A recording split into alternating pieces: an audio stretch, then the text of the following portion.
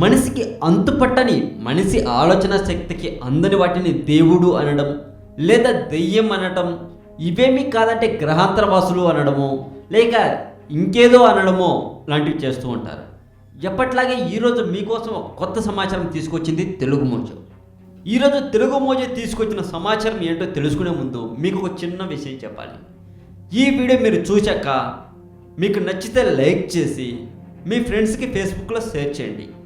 అంతే కదండి, ఈ వీడియో మీద మీ ఒపీనియన్ను కూడా కామెంట్ రూపంలో పెట్టండి. మీరు పెట్టే ప్రతి కామెంట్కు నేను తప్పక రిప్లై ఇస్తాను. ఇక టాపిక్లోకి వెళ్తే, అయ్యప్ప స్వామి. శబరిమలలో వెలిచిన అయ్యప్ప స్వామి గురించి అందరికీ తెలుసు. మరి ఆ దేవుడి గురించి ఈరోజు మనం తెలుసుకుందాం. అయ్యప్ప అనగా అయ్య అంటే విష్ణువు అని అర్థం, అప్ప అంటే శివుడు అని. ఈ రెండు పేర్ల సంగమంతో అయ్యప్ప నామం పుట్టింది. మహిషి అనే రాక్షసిని చంపి అయ్యప్ప శబరిమలలో వెలిశాడు. ఇంతకీ ఈ మహిషి అనే రాక్షసి ఎవరు ఇప్పుడు మనం తెలుసుకుందాం. మహిషాసురుని సంహరించినందుకు దేవతలపై పగ సాధించాలని అతని సోదరి అయిన మహిషి అనే రాక్షసి బ్రహ్మ గురించి ఘోర తపస్సు చేసింది. బ్రహ్మ ప్రత్యక్షమైన తరువాత మహిషి బ్రహ్మను ఈ విధంగా కోరింది: శివుడికి మరియు కేశవుడికి పుట్టిన సంతానం తప్ప నన్నెవరూ జయించకూడదు. అది కూడా ఆ హరిహర తనయుడు 12 ఏళ్ల పాటు భూలోకంలోని ఒక రాజు వద్ద సేవాధర్మం నిర్వర్తించాలి. అలా కాని పక్షంలో అతడు కూడా నా ముందు ఓడిపోవాలి అని వరం కోరింది.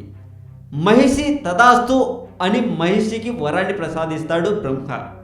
మరి మహిషి రాక్షసి గురించి చెప్పే ముందు మీకు అయ్యప్ప గురించి చెప్పాలి. ఇంతకీ ఈ అయ్యప్ప ఎవరు?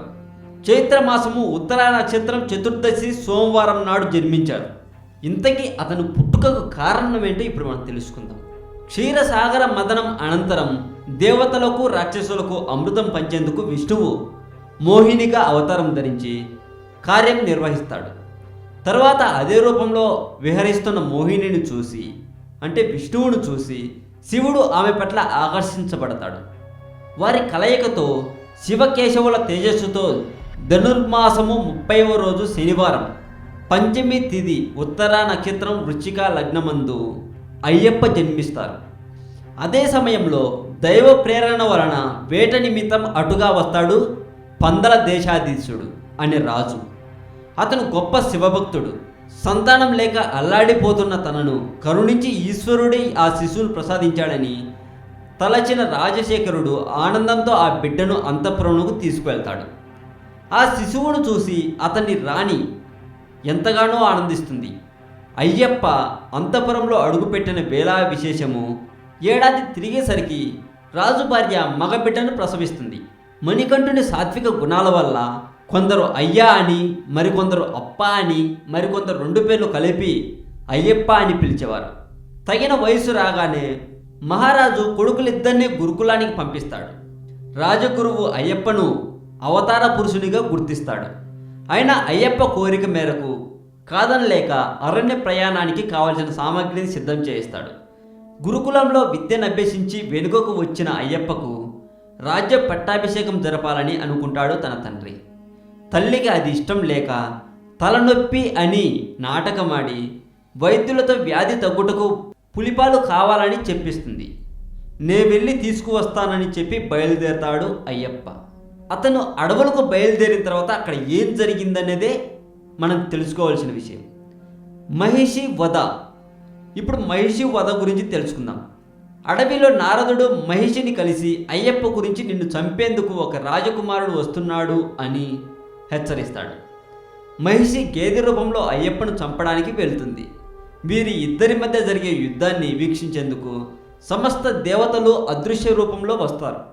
ఆ సమయంలో అయ్యప్ప ఒక కొండపైకి ఎక్కి తాండవం చేస్తూ మహిషిని ఎదిరించాడు. అయ్యప్ప మహిషుల మధ్య జరిగే భీకర యుద్ధంలో చివరిగా మహిషిని నేలపై విసిరి కొడతాడు అయ్యప్ప. ఆ దెబ్బకి గేదె రూపంలో ఉన్న మహిషి మరణిస్తుంది. దేవతలంతా ఆయనను స్తుతిస్తూ ఆయన ముందుకు వస్తారు. అప్పుడు శ్రీ అయ్యప్ప ఇంద్రునితో, దేవేంద్ర, నేను చిరుతపులి పాలు తెచ్చే నెపంపై ఇలా వచ్చాను, కాబట్టి మీరందరూ చిరుతలై నాకు తోడ్పడండి అని అడుగుతాడు. ఆయన కోరికపై అందరూ చిరుతలుగా మారిపోయారు. ఇంద్రుడు స్వయంగా అయ్యప్పకు వాహనమైన చిరుతగా మారిపోయాడు. చిరుతల దండుతో అయ్యప్ప తన రాజ్యం చేరతాడు.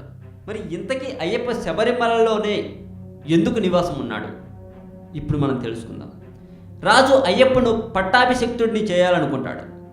కానీ తన తండ్రి ఇచ్చిన రాజ్యాన్ని వద్దని మణికంఠుడు తనకు ఒక ఆలయం నిర్మించి ఇవ్వమని కోరతాడు. అందుకు నియమం ఏంటంటే తనకు బాణం వదులుతానని, ఆ బాణం ఎక్కడ పడితే అక్కడ తనకు ఆలయం నిర్మించాలని చెప్తాడు. అలా కట్టిన ఆలయమే శబరిమలలో ఉంది. అక్కడ అయ్యప్ప స్థిర నివాసం ఏర్పరచుకొని తన భక్తుల పూజలు అందుకుంటున్నాడు. ఇప్పుడు శబరిమల గురించి మనలో చాలామందికి తెలియని విషయాలు కొన్ని మీకు చెబుతాను.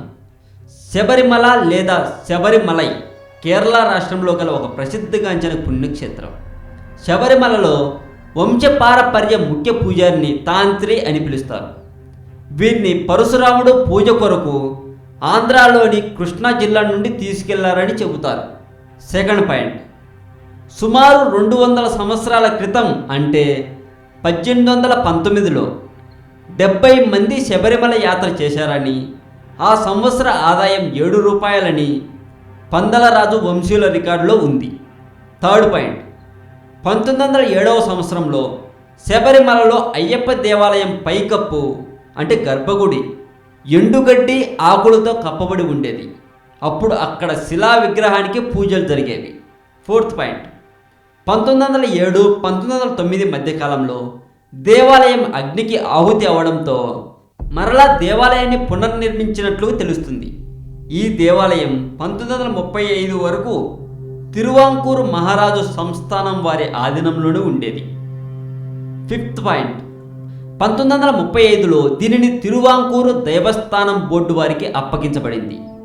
ఆ తర్వాత భక్తుల సంఖ్య గణనీయంగా పెరగడంతో జ్యోతి దర్శనానికే కాకుండా మండల పూజ కొరకు కూడా శబరిమలలో దేవాలయం తెరవడం మొదలుపెట్టారు.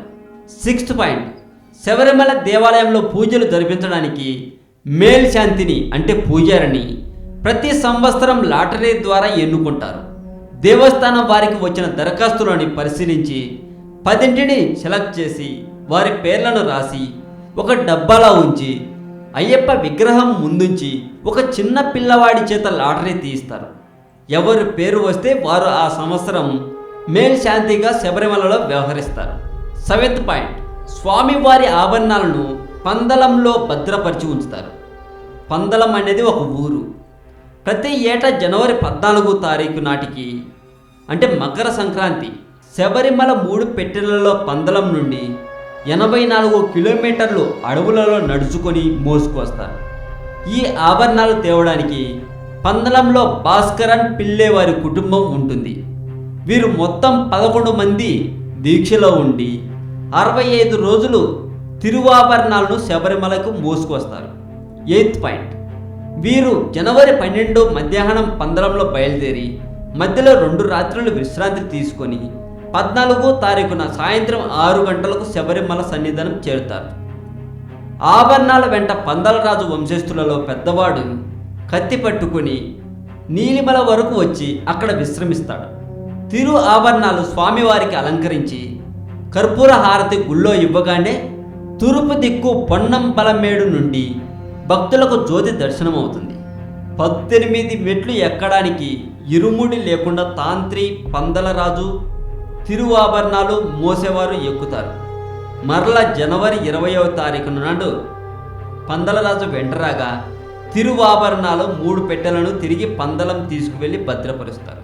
వీటన్నిటితో పాటు కొంతమంది వాదన ప్రకారం అక్కడ జ్యోతి రూపంలో దేవుడు దర్శనం ఇవ్వడం లేదని, అది కేవలం అక్కడ ఉన్న వాళ్ళు మాత్రమే ఆ విధంగా జ్యోతిని గాలిలో వెలిగించి దేవుడు అనే భ్రమను కలిగిస్తున్నారని చెబుతూ ఉంటారు.